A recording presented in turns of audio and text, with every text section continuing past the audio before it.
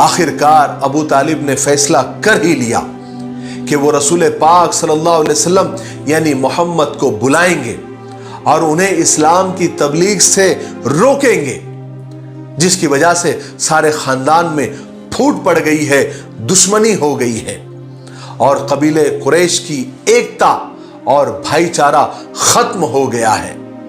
चुनांचे चचा अबू तालिब ने आप सल्लल्लाहु अलैहि वसल्लम को बुलाया। जब रसूल पाक सल्लल्लाहु अलैहि वसल्लम तशरीफ लाए तो चचा अबू तालिब ने कुरैश के मामले में आपसे बात की और जो मुतालबा, जो डिमांड उन्होंने अभी किया था उसका भी तस्करा किया और आखिर में उन धमकियों का भी तस्करा किया जो जाते जाते वो दे गए थे। फिर चचा अबू तालिब ने कहा कि ऐ मेरे प्यारे भतीजे, तुम अपने और मेरे हाल पर रहम क्यों नहीं करते? तुम मेरे और अपने हाल पर रहम करो। जो बात मेरे बस में नहीं है उसके लिए मुझे मजबूर मत करो। तुम इस काम से रुक जाओ, तुम इस तबलीग से रुक जाओ, मत करो और मत बढ़ाओ इस काम को आगे। यहीं पर ठहर जाओ, यहीं पर रुक जाओ।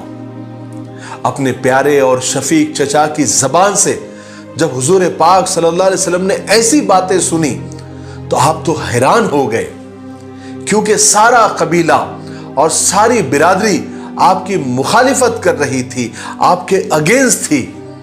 लेकिन एक ही थे चचा अबू तालिब, जिन्होंने कभी आपको इस्लाम की तबलीग से नहीं रोका था। मगर आज वही चचा, वही मोहब्बत करने वाले चचा आपको सच्चाई का पैगाम पहुंचाने से रोक रहे थे।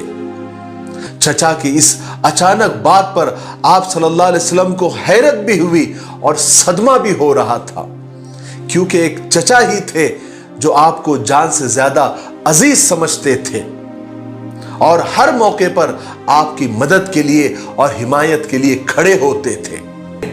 उस वक्त रसूलुल्लाह सल्लल्लाहु अलैहि वसल्लम के सामने एक तरफ अपने शफीक और मोहब्बत करने वाले चचा की दरखास्त थी, तो दूसरी तरफ अल्लाह का हुक्म था। चुनांचे हुजूर पाक सल्लल्लाहु अलैहि वसल्लम ने अपने खुदा के मुताबिक फैसला किया और अपने लिए वही बात पसंद की जो अल्लाह पसंद करता था।